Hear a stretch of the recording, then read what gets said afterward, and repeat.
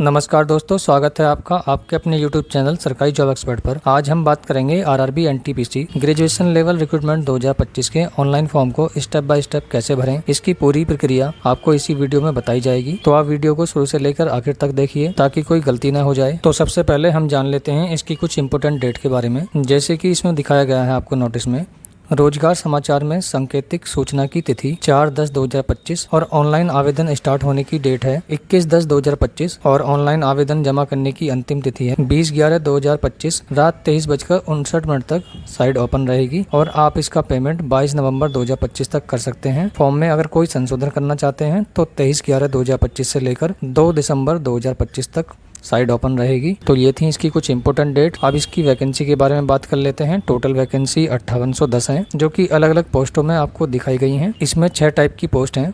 सभी की पोस्ट आपको देखने के लिए मिल जाएंगी, किस वैकेंसी में कितनी पोस्ट हैं। तो चलिए अब हम बढ़ते हैं फॉर्म भरने की तरफ। तो आवेदन करने के लिए आपको इस वेबसाइट पर आना है। लिंक आपको वीडियो के डिस्क्रिप्शन में मिल जाएगा। तो आपको कुछ इस तरह का इंटरफेस दिखाई देगा साइट का। तो ऊपर ही आपको एक ऑप्शन दिखाई देगा क्रिएट एन अकाउंट का, आप इस पे क्लिक करेंगे। नेक्स्ट इंटरफेस आपको कुछ इस तरह से दिखाई देगा। तो इसमें आपको बताया गया है अगर आपने पहले से अपना OTR कंप्लीट कर रखा है तो आपको दोबारा रजिस्ट्रेशन करने की आवश्यकता नहीं है। तो हमने पहले OTR नहीं कर रखा है तो हमको नया करना है। तो इसमें आपको सबसे पहले बताना है नेशनलिटी में आप इंडिया सेलेक्ट करेंगे और इसके बाद में आती है पर्सनल इन्फॉर्मेशन। तो इसमें आपको सबसे पहले अपना फुल नेम देना है, जो भी आपका फुल नेम है आप इसमें लिखें और इसके बाद में आपको अपने नाम को री एंटर करना है। अब नेक्स्ट आपको बताना है अगर आपने अपना नाम चेंज किया है तो आप यस करेंगे और अपना चेंज वाला नाम लिखेंगे। अगर आपने अपना नाम चेंज नहीं किया है तो आप इसको नो ही रहने दें। और इसके बाद में आती है आपकी डेट ऑफ बर्थ। तो आप कैलेंडर से अपनी डेट ऑफ बर्थ को फिल करेंगे। नेक्स्ट आपको अपनी डेट ऑफ बर्थ कंफर्म करनी है और डेट ऑफ बर्थ के बाद में अब आपको अपना जेंडर बताना है। आपका जो भी जेंडर है अपने जेंडर को सिलेक्ट करें। इसके बाद में जेंडर को कंफर्म करें। नेक्स्ट आता है फादर नेम। तो आप फादर नेम लिखेंगे हाई स्कूल की मार्कशीट के अकॉर्डिंग। इसके बाद में फादर नेम को कंफर्म करेंगे। फादर नेम के बाद में आता है मदर नेम। मदर नेम आपको लिखना है। इसके बाद में मदर नेम को कंफर्म करना है। अब नेक्स्ट आती है कॉन्टैक्ट डिटेल्स। तो जिसमें आपको सबसे पहले एक मेल आईडी देनी है। मेल आईडी आपकी एक्टिव होनी चाहिए और मेल आईडी को डालने के बाद में आप इसको वेरीफाई करेंगे OTP से। ऐसे ही आप मोबाइल नंबर को भी आपको वेरीफाई करना होगा। आप ये दोनों स्टेप पूरे करने के बाद में आपको अपना आधार कार्ड वेरीफाई करना है। उसके लिए आपको 2 ऑप्शंस मिलेंगे। पहला ऑप्शंस मिलेगा आपको वेरीफाई थॉट डिजी लॉकर और दूसरा ऑप्शंस आपको दिया गया है वेरीफाई थॉट आधार कार्ड। आप चाहें तो डिजी लॉकर से वेरीफाई कर लें, तो मैं इसमें आधार कार्ड से वेरीफाई कर लेता हूं। नेक्स्ट आपको आधार कार्ड नंबर या वर्चुअल ID इसमें देनी होगी। तो मैं इसमें आधार कार्ड नंबर टाइप कर लेता हूं और उसके बाद में नीचे दी हुई डिक्लेरेशन को आप टिक करेंगे और इसके बाद में जनरेट आधार OTP पे क्लिक करेंगे। एक OTP सेंड किया जाएगा आपके आधार से रजिस्टर्ड नंबर पर। आप आधार कार्ड वाले OTP को बॉक्स में टाइप करेंगे और इसके बाद में आप इसे वेरीफाई करेंगे। जैसे ही वेरीफाई हो जाएगा आपकी डिटेल्स फैच होकर आ जाएगी। अब नेक्स्ट आपको एक पासवर्ड क्रिएट करना है। आपका पासवर्ड स्ट्रांग होना चाहिए और आप उसी पासवर्ड को फिर से कंफर्म करेंगे। इसके बाद में आई रोबोट को टिक करेंगे और इसके बाद में प्रीव्यू पर क्लिक करेंगे तो आपका फॉर्म प्रीव्यू हो जाएगा। आप इसको एक बार चेक कर लेंगे। अगर आपकी सभी जानकारी ठीक है तो आप इस चेकबॉक्स को टिक करेंगे। उसके बाद में क्रिएट एंड अकाउंट पर क्लिक करेंगे, प्रोसीड कर देंगे तो अकाउंट आपका बनकर कंप्लीट हो जाएगा। हम फिर से आ जाएंगे लॉगिन पेज पर। तो इसमें लॉगिन करने के लिए आपको 2 ऑप्शंस मिलेंगे।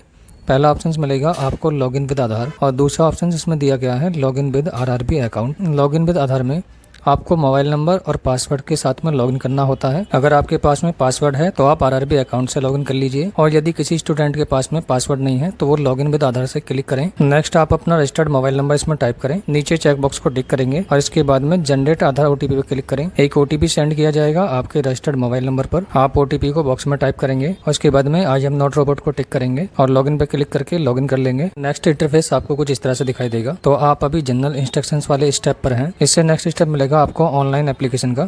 आप इस पे क्लिक करेंगे और इसके बाद में जो भी एग्जाम लाइव होते हैं आपको यहीं पर दिखाई देते हैं। तो इसमें आपको अपना एक जोन सेलेक्ट करना होता है। आप जिस भी जोन से फॉर्म को अप्लाई करना चाहते हैं आप इसके बारे में इसकी PDF को भी देख सकते हैं कि आपको कहां से अप्लाई करना है। इसके बाद में दोनों चेकबॉक्स को टिक करेंगे और नेक्स्ट पे क्लिक करेंगे।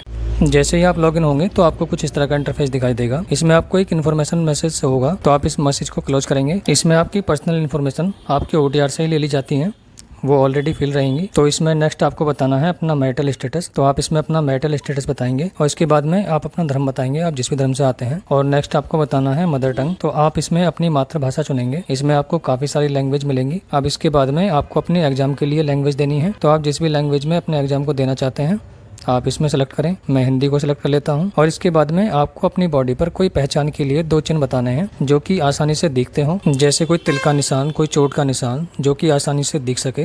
तो आपको कोई 2 पहचान इसमें लिखनी है। तो नेक्स्ट आता है कम्युनिकेशन डिटेल्स, तो जिसमें आपको अपनी जाति सेलेक्ट करनी है, आप जिस भी जाति से आते हैं। अगर आप जनरल से आते हैं तो जनरल को फिल करें, अगर आप SC ST या OBC से आते हैं तो उसको फिल करें। जैसे मैंने SC सेलेक्ट किया। तो इसके बाद में आपको नेम ऑफ द कास्ट बताना है जो भी आपकी जाति पर लिखी हुई है। नेक्स्ट कॉलम में आपको सर्टिफिकेट का नंबर लिखना है, आपके जाति प्रमाण पत्र पर सर्टिफिकेट नंबर मिल जाएगा आपको। इसके बाद में आपको अथॉरिटी का नाम लिखना है कि ये प्रमाण पत्र किसके द्वारा ऑथराइज है, और इसके बाद में आपको बताना है किस राज्य से है। नेक्स्ट आपको बताना है डेट ऑफ इशू, तो आपका सर्टिफिकेट जिस भी डेट को इशू हुआ है आप उस डेट को लिखेंगे। यदि आप SC से फॉर्म भर रहे हैं तो SC वालों के लिए फ्री ट्रैवल का ऑप्शन होता है, आप इसको यस करेंगे और इसमें अपना नियरेस्ट जो भी रेलवे स्टेशन है उसका नाम लिखेंगे। और उसके बाद में अपने जाति प्रमाण पत्र को आपको अपलोड करना होगा। आपको अपना जाति प्रमाण पत्र 400 KB से कम में अपलोड करना है, PDF उसका फॉर्मेट रहेगा। और यदि आप OBC से आते हैं तो OBC को सिलेक्ट करें। OBC में आपको 2 ऑप्शन मिलेंगे, एक OBC नॉन क्रीमिलियर और दूसरा ऑप्शन है OBC क्रीमिलियर। तो नॉन क्रीमिलियर में वो आते हैं जिनकी पारिवारिक आय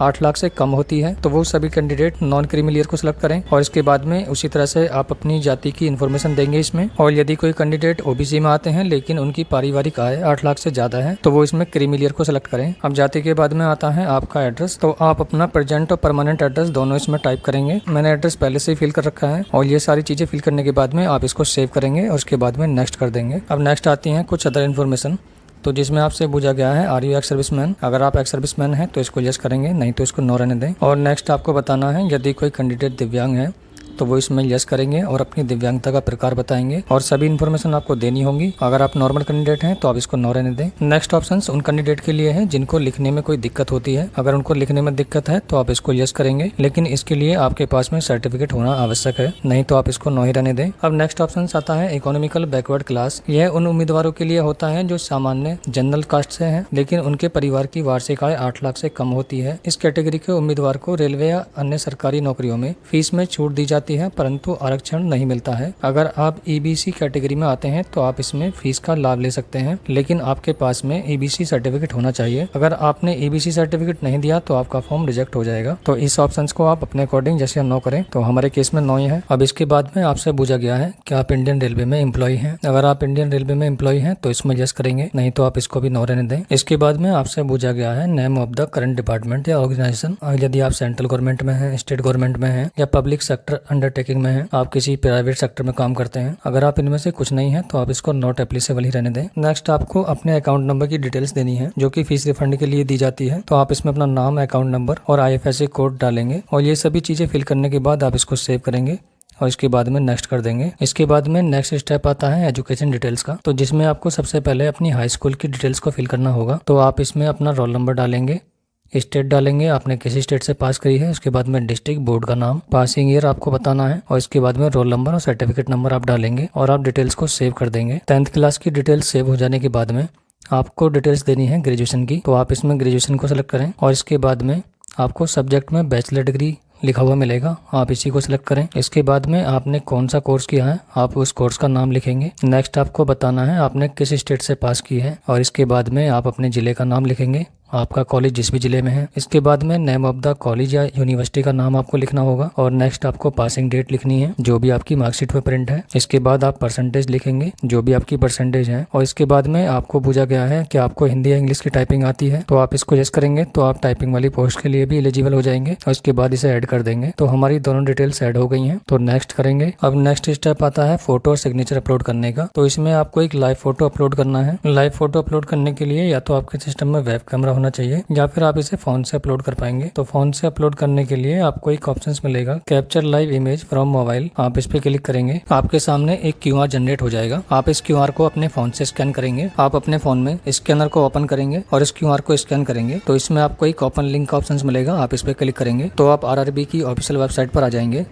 तो इसमें आपको लॉगिन करने के लिए कहा जाएगा, आप इसको लॉगिन कर लेंगे तो आप फोटो कैप्चर वाले स्टेप पर पहुंच जाएंगे। तो आपको कुछ इस तरह का इंटरफेस दिखाई देगा साइड का। फोटो फ्रेम के नीचे आपको एक ऑप्शन मिलेगा कैप्चर लाइव इमेज का, आप इस पर क्लिक करेंगे। इसमें आपको कुछ इंस्ट्रक्शंस दी गई हैं पढ़ने के लिए, आप पहले इनको एक बार पढ़ लें और इन सभी को पढ़ने के बाद में आप इसको यस करेंगे। जैसे ही आप यस करेंगे तो आपका कैमरा ओपन हो जाएगा, आप किसी अच्छी लाइटिंग वाली जगह पर खड़े हों, पीछे का बैकग्राउंड आपका व्हाइट होना चाहिए, आप इस सर्कल में अपना फेस रखेंगे और 2-3 बार अपनी पलकों को झपकेंगे और इसके बाद में सामने देखेंगे और टाइमर को शुरू होने का इंतजार करेंगे। एक टाइमर शुरू होता है 5 सेकंड का, जैसे ही वो टाइमर खत्म होगा आपका फोटो कैप्चर हो जाएगा। टाइमर चलते समय आपको सामने देखना है, आपको इधर उधर नहीं देखना है। तो फाइनली अब हमारा फोटो कैप्चर हो गया है। अब हम वापस से अपनी कंप्यूटर स्क्रीन पर आ जाएंगे। इस क्यूआर को हम क्लोज करेंगे और इसके बाद में आप एक बार इस पेज को रिफ्रेश करेंगे तो आपने जो भी फोटो अभी कैप्चर किया है फोटो आपको शो हो जाएगा। अब इसके बाद में हमको सिग्नेचर अपलोड करने हैं। तो आपको सिग्नेचर अपलोड करने के लिए कुछ गाइडलाइंस दी गई हैं। आपको सफेद कागज पर काले पेन से साइन करने हैं। ध्यान रहे आपके जो साइन हैं वो रनिंग में होने चाहिए। आपको कैपिटल लेटर में साइन नहीं करने हैं। और सिग्नेचर की साइज की बात करें तो आपके सिग्नेचर 50 mm × 20 mm के होने चाहिए या फिर 140 × 60 पिक्सल में होने चाहिए। स्कैन करने के बाद में आपकी फाइल का साइज 30 KB से लेकर 49 KB के बीच में होना चाहिए। सिग्नेचर का साइज को सेट करने के लिए आप एक वेबसाइट का भी यूज कर सकते हैं। आप किसी भी ब्राउजर को ओपन कर लें और इसमें लिखें PI7। इसमें सबसे फर्स्ट वाली वेबसाइट को आप ओपन करें। आपको कुछ इस तरह का इंटरफेस दिखाई देगा साइट का। अब इसमें आपको काफी सारे ऑप्शंस मिलेंगे देखने के लिए। इसमें आपको 3rd नंबर पे एक ऑप्शन मिलेगा रीसाइज इमेज पिक्सल। आप इस पे क्लिक करेंगे। सेलेक्ट इमेज पे क्लिक करके आप अपने सिग्नेचर को ब्राउज कर लेंगे। इसमें आप अपने पिक्सल सेट करेंगे। पिक्सल आपको दिखाए गए हैं इसमें 140 × 60। तो विड्थ आप करेंगे 140, हाइट करेंगे 60 और इसके बाद में एक चेकबॉक्स को टिक करेंगे। यहाँ पर आपको साइज रखना है 30 KB से लेकर 49 KB तक। तो हम इसके बीच में कोई भी एक साइज को सेलेक्ट कर लेंगे। जैसे मैंने 40 कर दिया। इसको फॉर्मेट हम JPG में रखेंगे और इसके बाद में रीसाइज इमेज पे क्लिक कर देंगे। सिग्नेचर हमारे रीसाइज हो गए हैं। इनको हम डाउनलोड कर लेंगे। तो सिग्नेचर हमारे डाउनलोड हो गए हैं। अब हम इनको ब्राउज करके देखते हैं कि लगेंगे या नहीं लगेंगे। ब्राउज पे क्लिक करेंगे और जो भी सिग्नेचर हमने अभी बनाए हैं उसको हम सेलेक्ट करेंगे। तो हमारे सिग्नेचर बॉक्स में बिल्कुल फिट आ रहे हैं। हम इसको ओके कर देंगे तो देखेंगे हमारे सिग्नेचर लग गए हैं। अब इस चेक बॉक्स को टिक करेंगे, सेव कर देंगे और इसके बाद आप इसे नेक्स्ट करेंगे। और अब स्टेप आता है आपका पोस्ट प्रेफरेंस का। आपने जो भी इसमें जोन सेलेक्ट किया है उसके अकॉर्डिंग आपको पोस्ट देखने के लिए मिलेंगी। आप इन पोस्ट को अपने अकॉर्डिंग इनको वरीयता दे सकते हैं। आप किस पोस्ट को किस नंबर पर रखना चाहते हैं। पोस्ट को सिलेक्ट करने के लिए आपको पोस्ट के सामने प्लस का निशान दिया गया है। प्लस वाले आइकन पर क्लिक करेंगे, पोस्ट आपकी सिलेक्ट हो जाएगी। तो आप इसी तरह से इन सभी पोस्टों को सिलेक्ट कर लेंगे। पोस्टों को सिलेक्ट करने के बाद में आप इस चेकबॉक्स को टिक करेंगे। इसके बाद में नीचे आएंगे, डिक्लेरेशन को टिक करेंगे। प्लेस में आप अपने प्लेस का नाम लिखेंगे और इसके बाद में आप अपने डाटा को सेव कर देंगे। और नेक्स्ट आपको प्रीव्यू एप्लीकेशन पे क्लिक करके अपने फॉर्म को एक बार चेक कर लेना है। स्क्रॉल करते हुए नीचे आएंगे। अगर आपकी सभी जानकारी ठीक है तो आप इस चेकबॉक्स को टिक करेंगे और इसके बाद में फॉर्म को सबमिट कर देंगे। आपको फिर से एक मैसेज शो होगा तो सबमिट करेंगे इसे। तो ये हमारा फॉर्म सबमिट हो गया है। अब स्टेप आता है हमारा पेमेंट करने का। तो पेमेंट करने के लिए पेमेंट विद SBI ePay पे क्लिक करेंगे। एक नोटिस होगा, इसको आप एग्री करेंगे और इसके बाद में प्रोसीड कर देंगे। अब इसके बाद में आपको ऑप्शंस मिलते हैं फीस जमा करने के लिए debit card, credit card, net banking, UPI। तो आप इनमें से किसी भी माध्यम को सिलेक्ट करके अपने पेमेंट को कर लेंगे। जैसे मैं UPI को सिलेक्ट करता हूँ और इसके बाद में आपको UPI ID या QR का ऑप्शन मिलेगा। तो मैंने QR सेलेक्ट किया। इसके बाद में पे नाउ पे क्लिक किया। एक QR जनरेट हो गया। आप इस QR को किसी भी ऐप से स्कैन करेंगे जैसे फोन पे, गूगल पे और पेमेंट को कंप्लीट कर लेंगे। जैसे ही आपका पेमेंट कंप्लीट होगा तो आपके सामने एक फीस की स्लिप जनरेट हो जाएगी।